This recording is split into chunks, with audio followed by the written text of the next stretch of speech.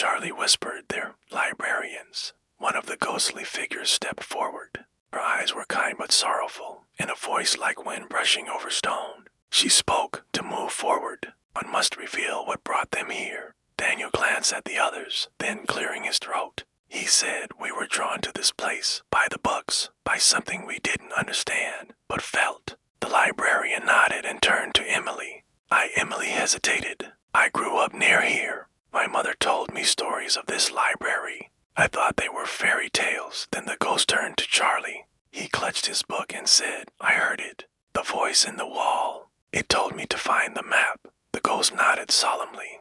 Then slowly the pedestal sank into the floor. In its place rose a spiral staircase of glass, glowing faintly. Daniel stepped onto it cautiously.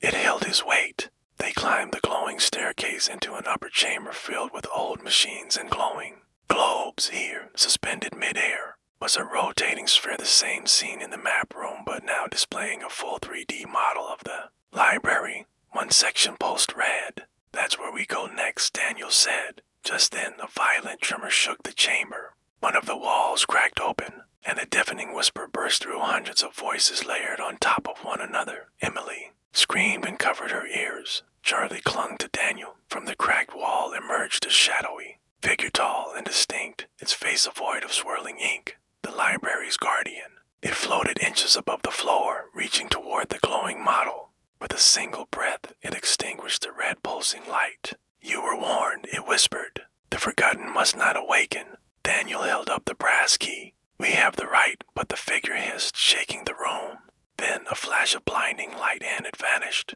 Silence fell. The red light returned, but now it pulsed faster. Emily whispered, "Whatever it is, it's awake now." Charlie turned the book's pages rapidly. New words appeared. "The final lock lies beneath the lantern's eye." Daniel studied the model. One lantern in the west wing pulsed faintly, their next destination, but the basement whispered. One last time before they left. 3 keys, 1 door, a price must be paid. To be continued in Chapter 4, The Lantern's Eye.